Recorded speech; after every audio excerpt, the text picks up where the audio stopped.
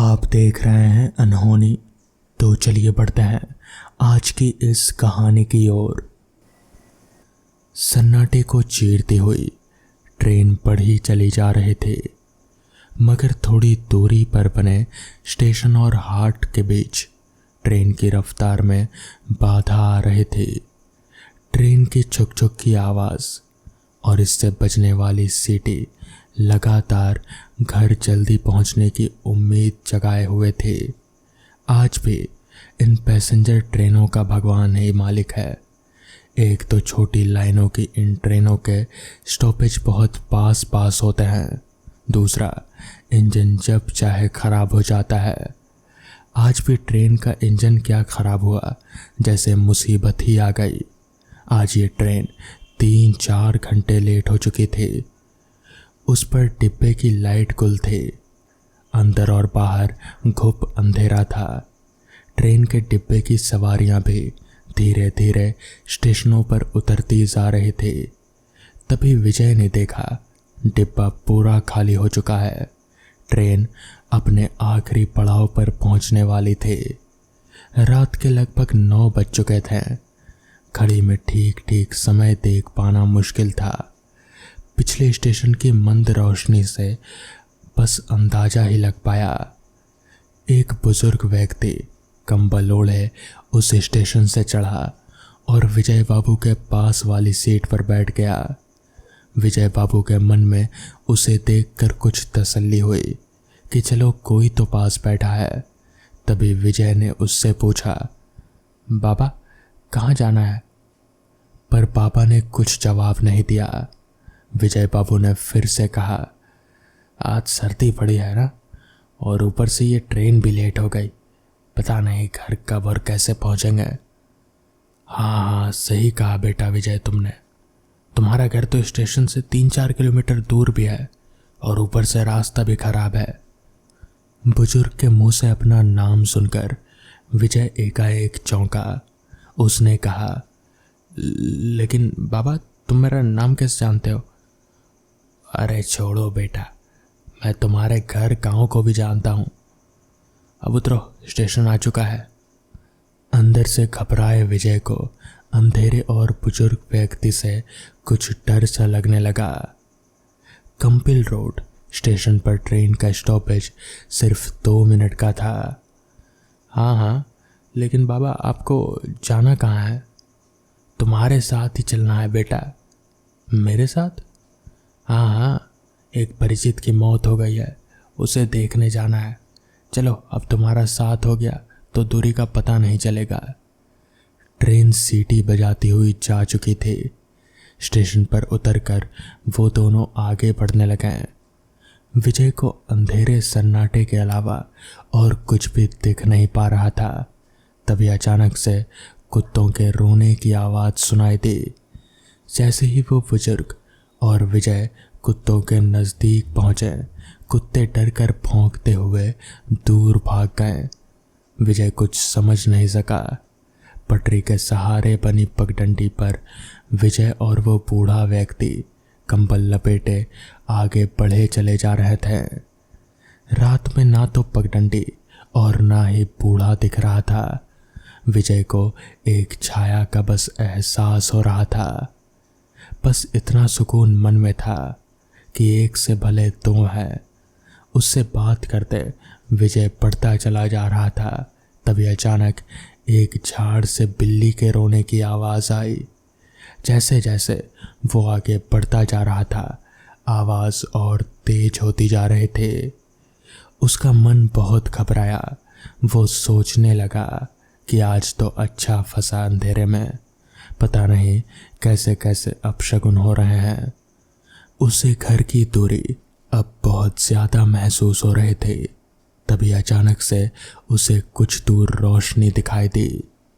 उसके मन को कुछ तसल्ली मिली। सोचा, पटरी के किनारे चलो कोई तो मिला। रोशनी और थोड़ी भीड़ के साथ कुछ दूरी सुकून से कटेगी। वो तेजी से कदम आगे बढ़ता जा रहा था, पर वो बूढ़ा वो बहुत ही फुर्ती में दिख रहा था। इतना तेज तो नौजवान भी नहीं चलते हैं। तभी वो बोला, बाबा वो आगे कुछ रोशनी आपको भी दिख रही है क्या? हाँ हाँ बेटा, जल्दी आगे बढ़ो, मेरी मंजिल नज़दीक आ गई है। वो बूढ़े के पीछे से तेजी से आगे बढ़ने लगा। जैसे जैसे वो रोशनी करीब आई, उसने देखा 10-12 लोग किसी आदमी को उल्टी चारपाई पर लिए जा रहे हैं। उसको देखकर बड़ा आश्चर्य हुआ, ऐसा उसने पहले कभी नहीं देखा था। लोग तो अक्सर सीधी चारपाई पर लेटते हैं, पर अरे अरे बाबा, ये देखो, ये लोग उल्टी चारपाई लिए जा रहे हैं। बुजुर्ग तेज कदमों से आगे बढ़ता रहा और बढ़कर उस भीड़ को चीरते हुए उस आदमी को कंधा देने लगा। अरे बाबा, ये क्या, आप तो इस आदमी को कंधा देने लग गए। खैर, मुझे रास्ता दो, मुझे आगे भी जाना है, रास्ता दो। शब्द सुनते ही सभी लोगों ने पीछे मुड़कर देखा। हल्की रोशनी में विजय की नज़र जब उनके चेहरों पर पड़ी तो उसके पसीने छूट गए। विजय के पैर वहीं रुक गए। उसका हाल ऐसा हो गया कि काटो तो खून नहीं। वो सोचने लगा, आज वो किस मुसीबत में फंस गया। जिस बात से वो डर रहा था उसी से उसका सामना हो गया। इतने सारे भूत उसने अपनी जिंदगी में पहली बार देखे थे। इस अंधेरी रात में वो जाए तो जाए कहाँ? इनसे बचकर भागना भी मुश्किल है। उसको चक्कर आने लगे। तभी वो बूढ़ा ठहाका मारकर हंसने लगा। उन भूतों ने उसको पकड़ लिया। उस भूतों ने सभी भूतों से कहा, लो मैं इसे ले आया, अब उड़ाओ दावत। दावत, इसका मतलब विजय समझ चुका था कि आज उसकी मौत निश्चित है। उसने चारों ओर देखा। पास ही वो शमशान था जहां अक्सर लोगों को दफनाया जाता था। डर की वजह से उसका दिमाग और हाथ पैर काम नहीं कर रहे थे। भूतों ने उसको पकड़कर ऊपर उछाला तो वो उस चारपाई पर जाकर गिरा। डर के मारे उसे मुंह से राम शब्द निकला और वो चारपाई पर से गिरा। वो लेटा भूत उठकर खड़ा हुआ और बोला, अच्छा हुआ तू आ गया, वरना आज मुझे मरना पड़ता। अब हम सब तुझे खाएंगे। इतना कहते ही उस प्रेत ने उसका गला दबाया। विजय ने खुद को बचाने के लिए अपने हाथ से उसके हाथों को दूर करने की कोशिश की, मगर सारे प्रयास बेकार हुए जा रहे थे। प्रेत की अपार ताकत के आगे इंसानी ताकत नाकाफी साबित हो रहे थे। तभी उसे ईश्वर का ध्यान आया।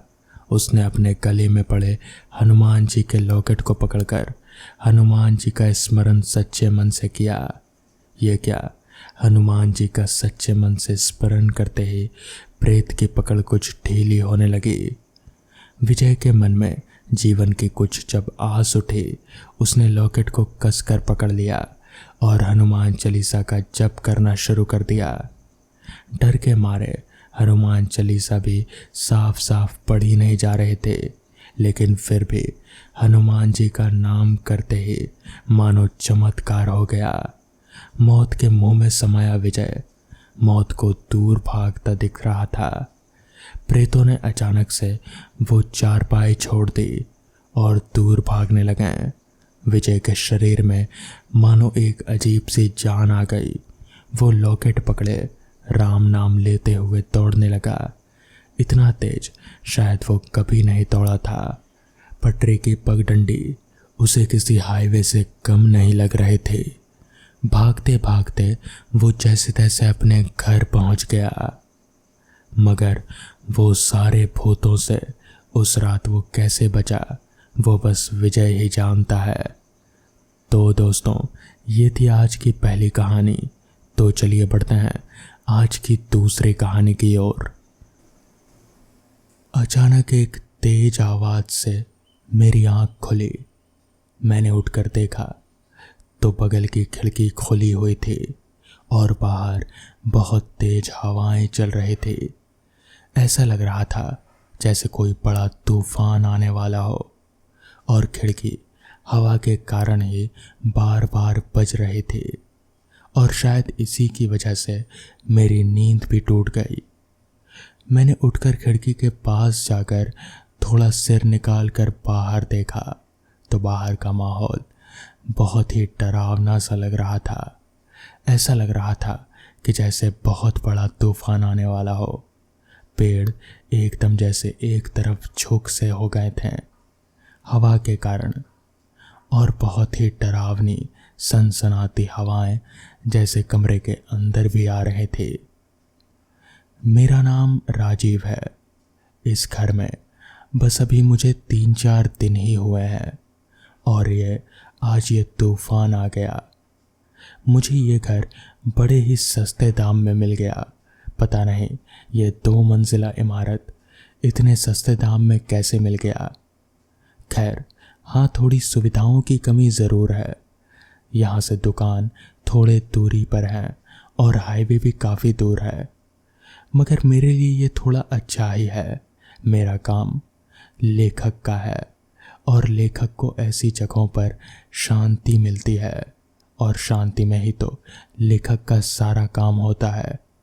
तो मुझे कोई परेशानी नहीं थी, इसलिए मैंने ये घर खरीद ही लिया। मेरे इस घर के आसपास और कोई घर नहीं था सिवाय पेड़ों के और झाड़ियों के। साथ ही में एक छोटा सा जंगल भी था।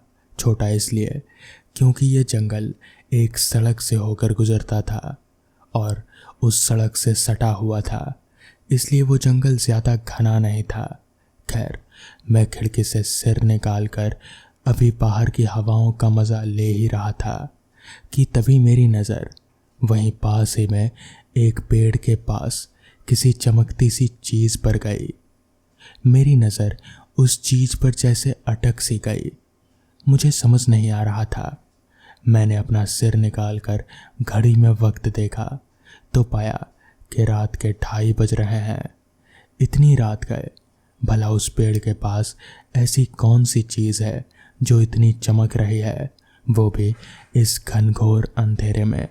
मुझे कुछ भी समझ नहीं आ रहा था। मैंने वापस अपना सिर बढ़ाकर नीचे झांका तो पाया कि वो कोई चीज़ तो है, मगर वो अपने आप हिल भी रही है जैसे कोई इंसान हो, मगर किसी इंसान का शरीर इतना तो नहीं चमक सकता। मुझे समझ नहीं आ रहा था।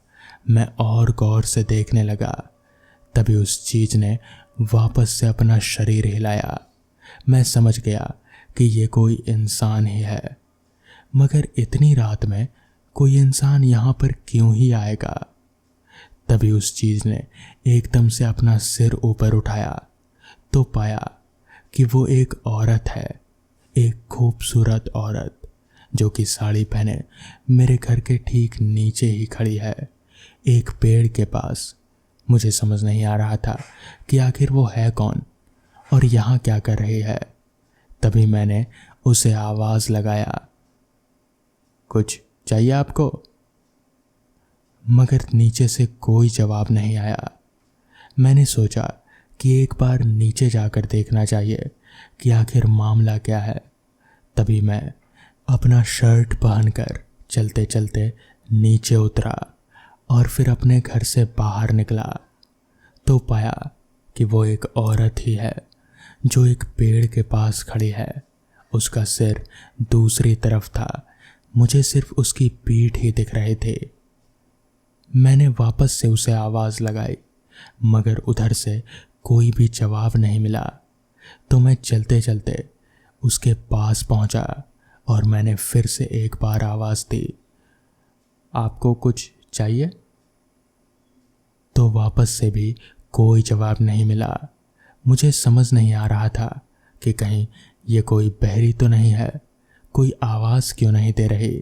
तभी मैंने उसके कंधे पर हाथ रखा और जैसे ही मैंने हाथ रखा कि ये एकदम से मेरा हाथ नीचे को सरक गया और उसके शरीर के आर पार हो गया। मुझे समझ नहीं आ रहा था कि आखिर ये हो कैसे सकता है। किसी इंसान के शरीर के आर पार किसी का हाथ कैसे निकल सकता है। तभी वो औरत एकदम से पीछे मुड़ी और उसका चेहरा देख मेरी सिट्टी बिट्टी गुल हो गई। उसकी आंखें एकदम लाल थी और चेहरे से जैसे खून टपक रहा था। उसका सर एक तरफ से पूरा फटा हुआ था। मुझे समझ नहीं आ रहा था कि ये क्या भला है। मैं ठिठक कर एकदम से नीचे गिर गया। वो औरत एकदम से मेरे करीब पड़ने लगी। तभी मैंने ज़ोर ज़ोर से हनुमान चालीसा पढ़ना शुरू कर दिया और मेरे ऐसा करते ही वो औरत एकदम से दूर चली गई। जिसके बाद मैं भागता भागता अपने घर पहुंचा और दरवाज़ा बंद कर एकदम से अपने कमरे में जाकर बैठ गया। मुझे कुछ भी समझ नहीं आ रहा था कि अभी अभी ये हुआ क्या। अगले दिन सुबह मैंने अपने मकान मालिक से इस बारे में बात की। तब जाकर उसने बताया कि दरअसल कुछ साल पहले उस घर में एक औरत ने आत्महत्या की थी। दरअसल वो उस घर की बालकनी से नीचे कूद गई थी। इसकी वजह तो कोई नहीं जानता, पर लोग कहते हैं कि उसकी आत्मा आज भी वहीं भटकती है। उस दिन के बाद ही मैंने तुरंत ही वो घर छोड़ दिया। तो दोस्तों, ये थी आज की कहानियाँ। अगर आपको ये कहानियाँ पसंद आई हों तो वीडियो को लाइक और चैनल को सब्सक्राइब करना ना भूलें। तो मैं आपका दोस्त आर्यन जल्द ही मिलूँगा आपसे ऐसी ही नई कहानियों के साथ। तब तक के लिए अपना ख्याल रखें।